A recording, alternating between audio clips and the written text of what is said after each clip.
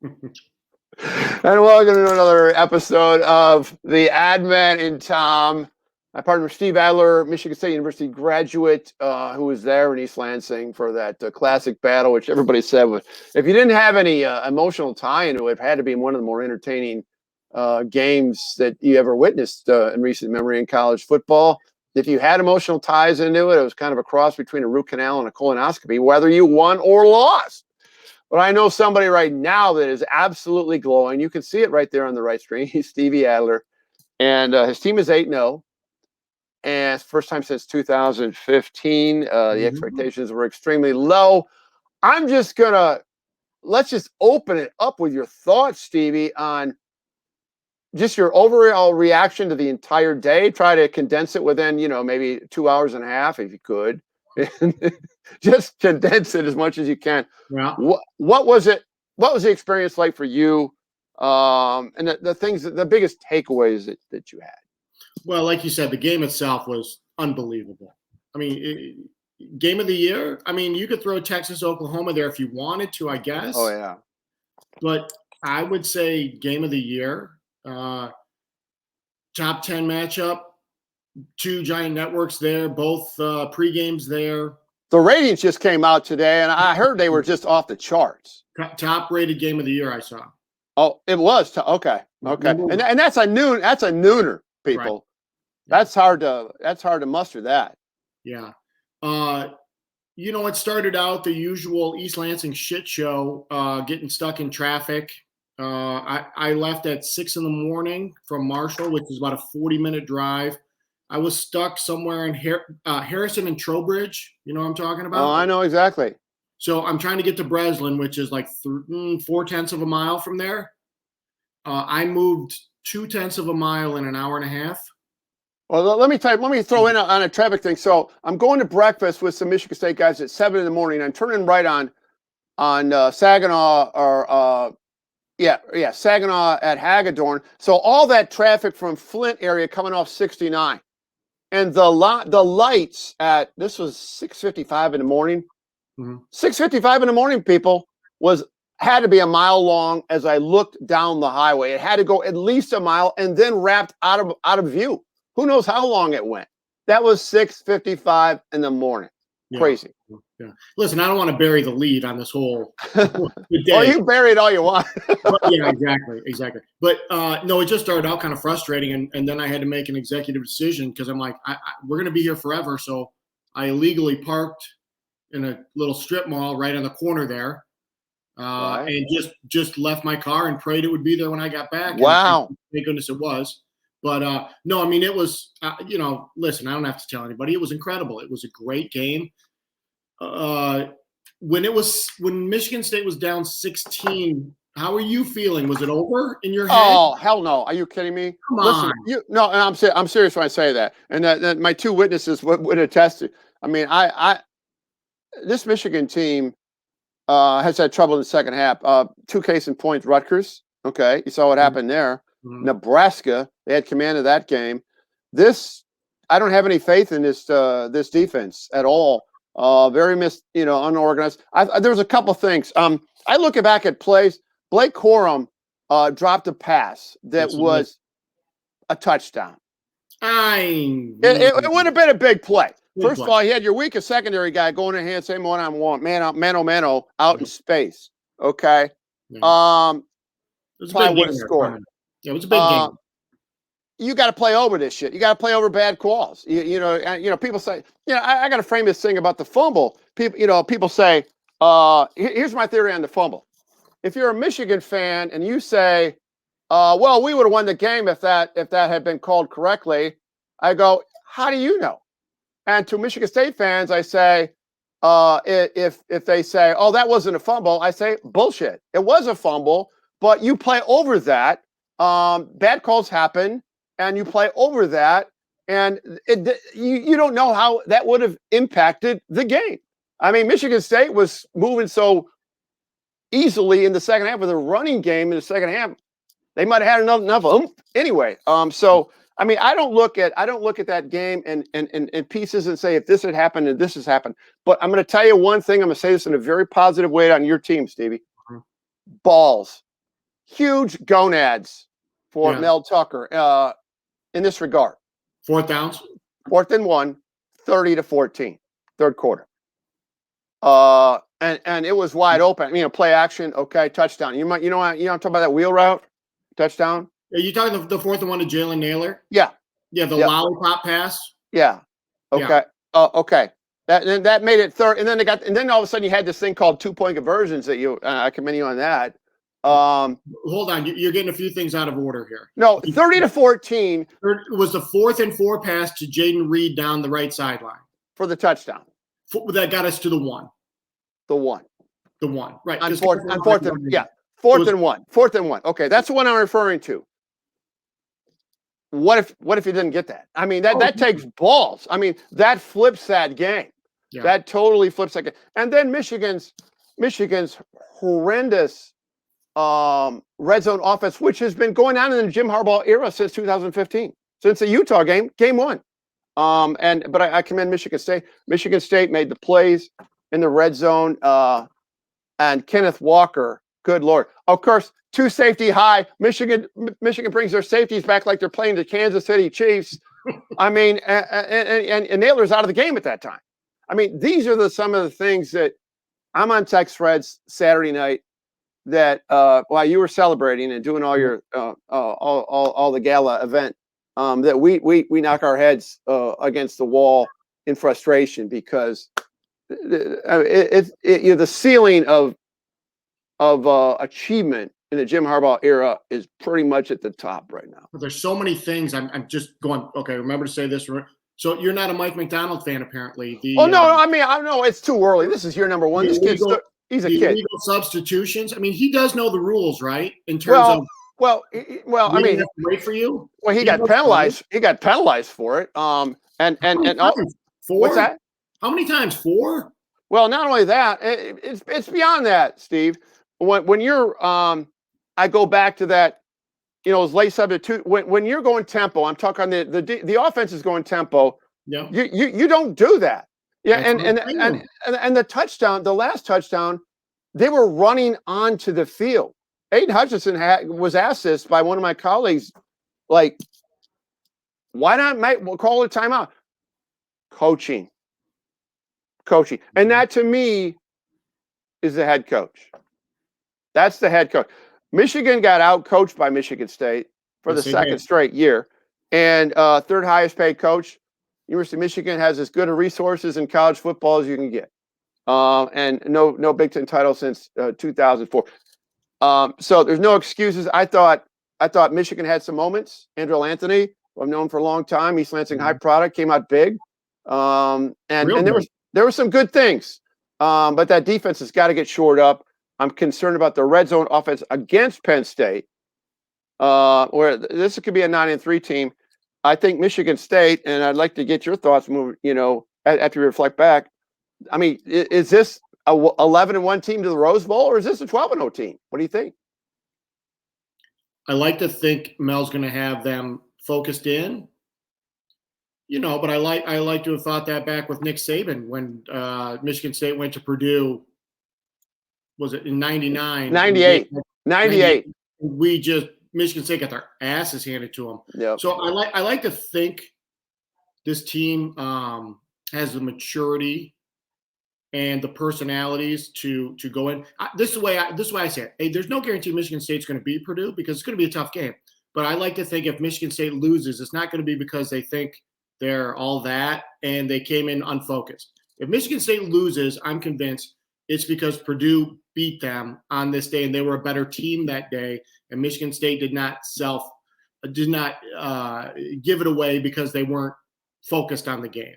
So well, you're already foreshadowing the cause of the effect. Why don't you just watch it play out? I mean, you asked, yeah, we're talking about Purdue moving forward here. What I'm saying is Michigan State will be ready, and I think they'll win the game. But if they lose the game, it's not going to be because all of a sudden they have stars in their eyes and they think, oh, we're a playoff team, or we're on the edge of the playoff. Purdue's a weird. I don't know.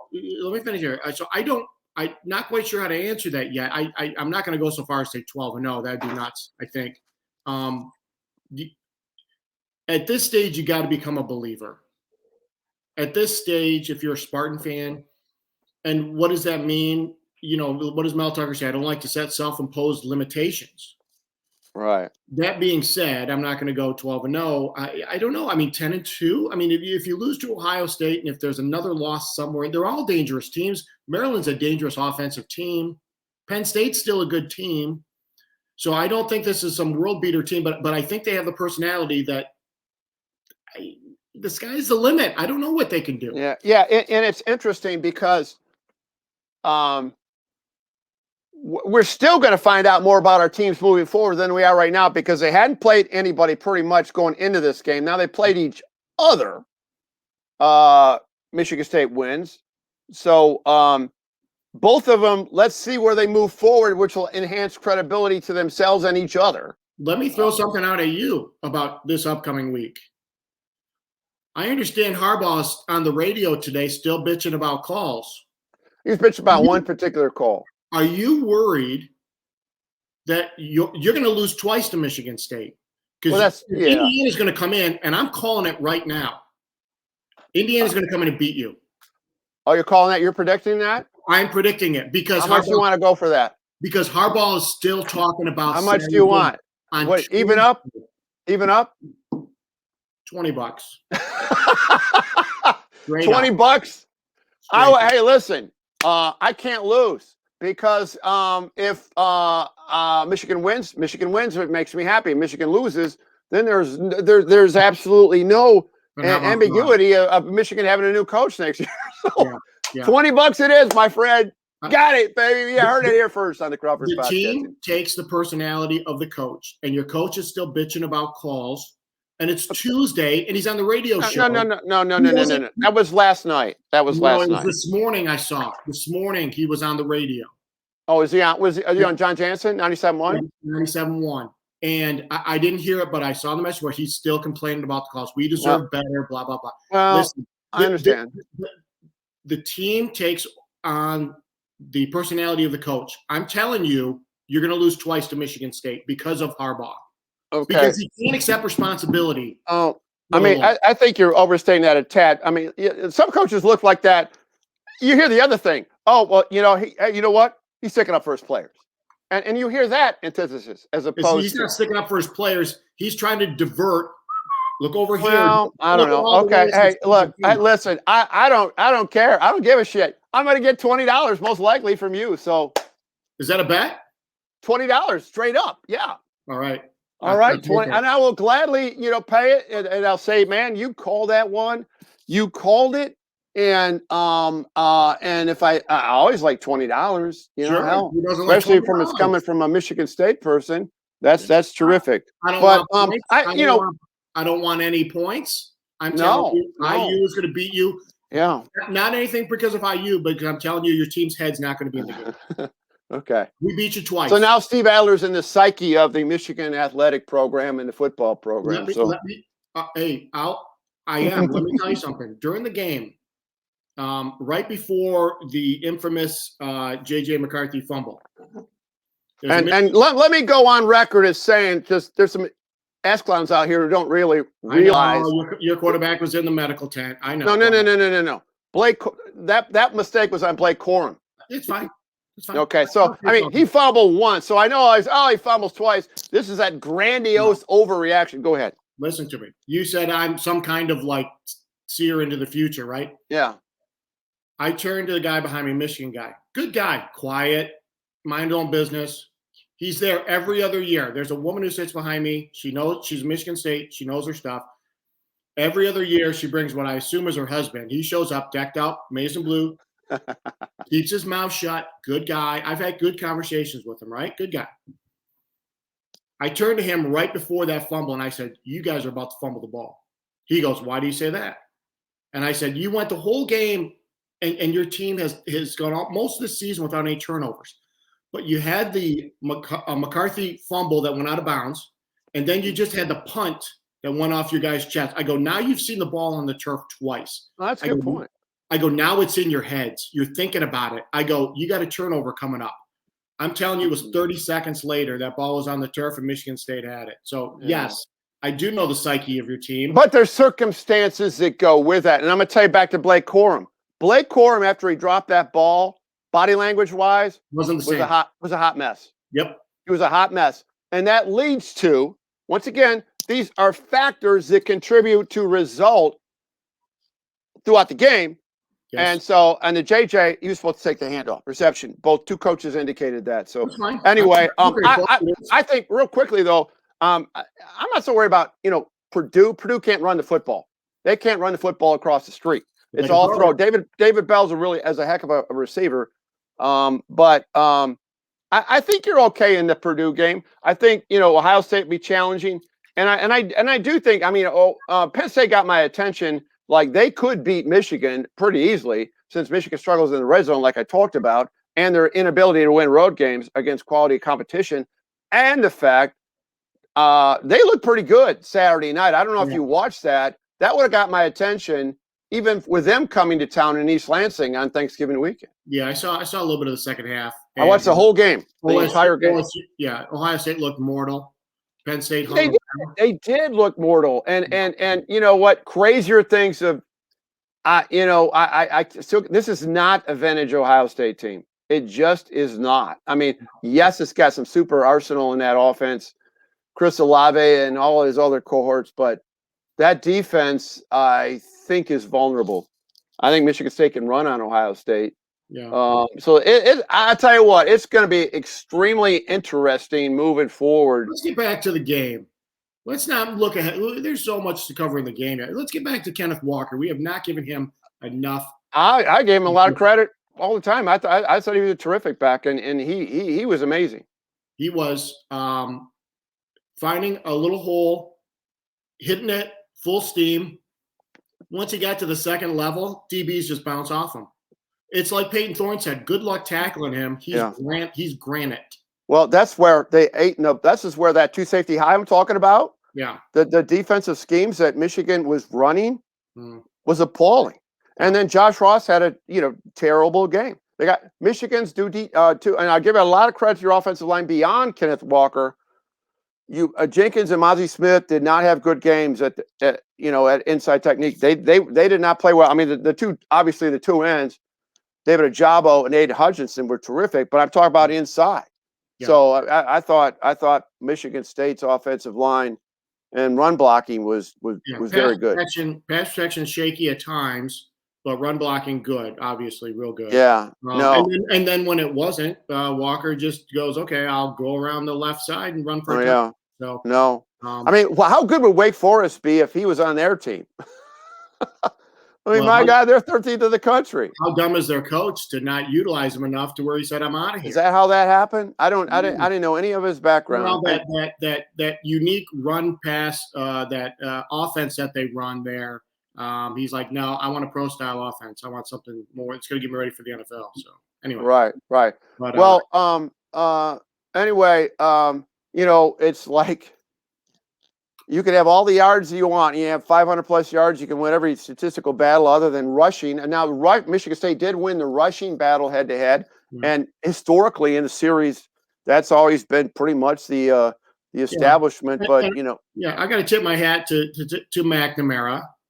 Listen, Michigan State brings extra guy into the box. Going to go with one safety most of the game. We're going to say, hey, McNamara, can you beat us? Because we're not going to let Haskins and Corum beat us. Right. Which was what you need to do. Right. I agree. Because it's ball control, chew the clock, that type of stuff. Where Michigan even got away from running the ball. They didn't, but McNamara almost did it. He was really good. I think he surprised Michigan State with some of his throws. Eric All, he's a handful. I remember, was it 2 years ago where he couldn't catch the ball to save his life? Yeah, but I'm glad you brought him up because Eric All was part of the equation between the 20s. But where is the tight end in the red zone? I mean, this is what's been, we're banging our heads against. I go back to the Jeremy Tumans and the Eric Caddises of the world, and all the great tight ends Michigan's had. Jim Manage, red zone touchdowns, and all of a sudden they seemingly disappear. But no, he was he was really good. I mean, there were some good things that Michigan can build on, and their season is far from over. I mean, they have a lot of opportunity ahead of them for something good, and then something to accomplish something, beat Ohio State. But what the thing about what Michigan State did right now by beating Michigan, back to this Harbaugh thing, which I think is a really big issue. It's a big issue where this program is going forward, is that it makes that Ohio State game. You got to win it, guy. Now you got to. You got to win it. You really do. You could have, if you'd beaten Michigan State, you could have gone. I mean, you could have gone into that game 10-1, 9-2 with a chance to go 10-2 if you lost to Penn State or somebody. And I guess if you came in with one loss and you lost to Ohio State, I think that would have been acceptable had you beaten Michigan State.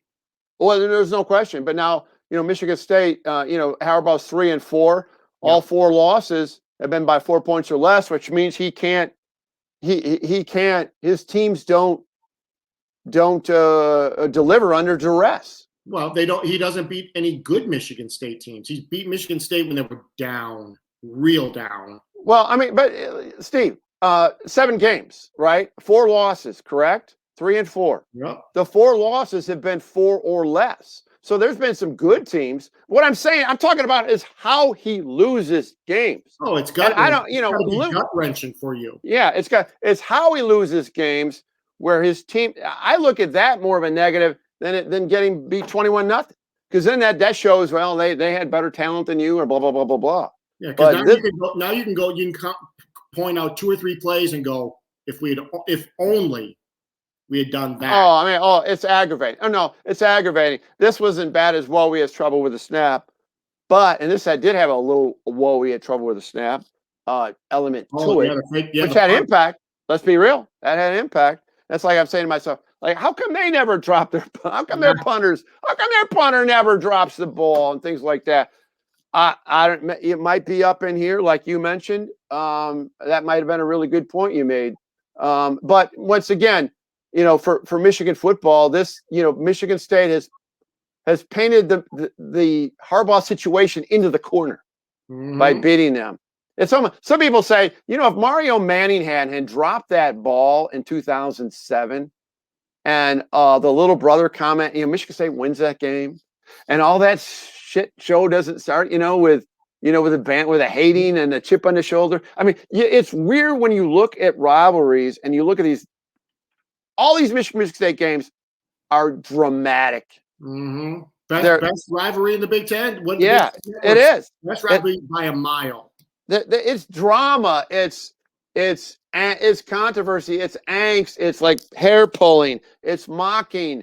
It's fans going like this, which fuels the put the other guy down scenario. I mean, it's got all the things that a rivalry needs to be venomous. I want to go back to what you said earlier about the punt. Yeah. Let's go back to that series. 4th and 1. Yeah. False start. Well, I'm going to tell you why. You might not. You know why that was? And it goes back to coaching. Tempo. They ran tempo. And when you run tempo and you have big linemen that are actually used to it, yeah. And linemen are used to muscle memory and getting set and looking at and rhythm. Very, thank you. And rhythm and the foot. And you're looking at feet of the linebackers, and you're scanning the scene. It's like you're driving a car, and you're going tempo. How many times you see a team go up tempo, false start? Yep. 4th and 6. Well, if you're not used to doing it, if you're that's what I mean. That's that was huge. 4th and 1. Yeah. Start now. 4th and 6. Now you got a punt. Punter bobbles the ball. Yeah. It was not a planned fake, correct? No, that was not. He bobbled it. Give him credit. He almost made it. If Crouch got him about a yard. Yeah. It didn't look. I wasn't optimistic when I saw it unfold. What was your reaction? Were you like, "Oh my God, are we fake? Like, was this a fake?" No, I mean, I saw him bobble it. I mean, the TV coverage was terrific. No, you saw it. You see the hesitation. Key couple of plays back to back. from 4th and 1, getting a first down, keeping it going, to turning the ball over right there, and a giant momentum play too. I know. That's what I'm talking about. This is what drives Michigan. So you won twice. So not only do you win the game and you get to go crazy and burn couches and do all what you do on Saturday nights in East Lansing, you also get to cause angst and head knocking against the wall for Michigan fans of frustration. So it's like you win twice, Let me bring up something that's not going to make you happy.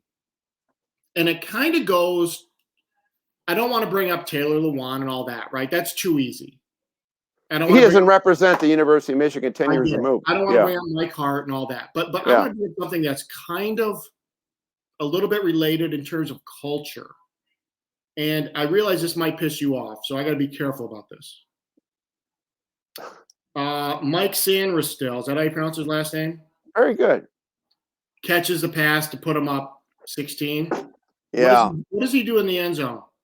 Don't know. You were there. I wouldn't. Bunyan pose. He's looking for the camera. He does the pose. Yeah. He's holding it, posing. What does Michigan do when they go up 7-0? They show the bench. Posing for the camera, the one GA dude. Well, all the players they're doing that thing where they all get together real close and they do the pose. That's a turnover thing. Yeah, it's like Miami. I don't like that stuff, but you are correct. That's exactly. It's like Miami. Yeah, your head's not in the game. No, I'm not a bad. I'm not a bad. It doesn't piss me off what you're saying. I tend to agree with it. I don't like trash talking. I want focus and let's get out of there. I mean, I remember those teams. I remember the teams in the 80s going off the field. And there was no Paul Bunyan carrying around the field. Paul Bunyan actually was in the bus. And Paul Bunyan was in a storage locker at the old football building, wasn't even displayed. But and I like that part. And acting like you bet, like the 1989 game, they just kind of ran off the field, and it's like. But it's a little bit different though than we're talking. After the game is a little different. After the game, you want to celebrate. I don't mind Michigan taking Paul Bunyan, and I like it. And Michigan State started that. That's good. I don't mind that. What I'm talking about is during the game, not focusing on the fact that you're in the middle of the game and you're posing. Where's the camera? No, I know. Posing for the I agree. I agree. I think there's listen, D'Antonio would never have allowed it. Tucker would not have allowed it. But Harbaugh allows it. I think there's that culture problem there. And I know I'm probably making more of this than it probably is worth. But I'm watching the game and I'm watching the replay when I get home and I'm going, I don't know. These guys, their heads aren't in the game. I think culture is a little bit stronger. This team is a lot better than last year. It's funny because Rocky Lombardi, he plays for Northern Illinois. He scores a touchdown to bring Northern Illinois within 63-10. Yeah. And he does the Paul Bunyan pose. Yeah, well, that's what I mean. I agree. You don't have to convince me. I mean, we're going to finish each other's sentences. I don't like that. I like continued focus. I like when you do something good, you go to your players and hug them, and you don't stand over people and mock people. And I'm not saying I didn't see a lot of that. I'm not saying you got to be like Barry Sanders and hand the ball to the ref. No, I understand. But what I'm saying is they mug for the camera, and it's more of this kind of me culture type thing. No, I agree. If I was a coach, I'd shut that down immediately. Well, the coach himself might be shut down here if he doesn't beat Ohio State. So we're going to see how that goes moving forward. Obviously, first Michigan plays. Oh, God forbid, 7:30, freaking Fox. Sitting in the stands, and you witness that. When you sit in the stands, it seems like is there a lightning delay here? I mean, Fox has the longest commercial breaks in sports. Yes. Period. And now Michigan's doing that. I'll get home at 2 a.m. for the IU game. Of course, hopefully I'll have $20 waiting for me. Well, just don't spend it all on 50-50 tickets or whatever you guys buy over there. They don't do that at Michigan. They don't do 50-50s. They don't do that at Michigan. That's a high school game, right? They do it at Michigan State? Yeah, 50-50s. They still do 50-50s in college? Yes, sir. Wow. Interesting. Yes. Anyway, are you going down to Ross-Ade or watching on TV? Or my daughter Kelsey is going down with her Michigan State friends. I think there's going to be a pretty good following of Michigan State fans down at Ross-Ade. Yeah, I don't think I can make it. I would love to just do an impromptu road trip to go down there. It's not that far for you, Marshall. Not that bad. Yeah. It'll be a tough fought game. I expect it to be a ball game in the fourth quarter. Tight game, but the get back to culture, the DNA that Mel Tucker has this team believing. Yeah. Now last year after they beat Michigan, they lost the next week. Okay. So but maybe last year.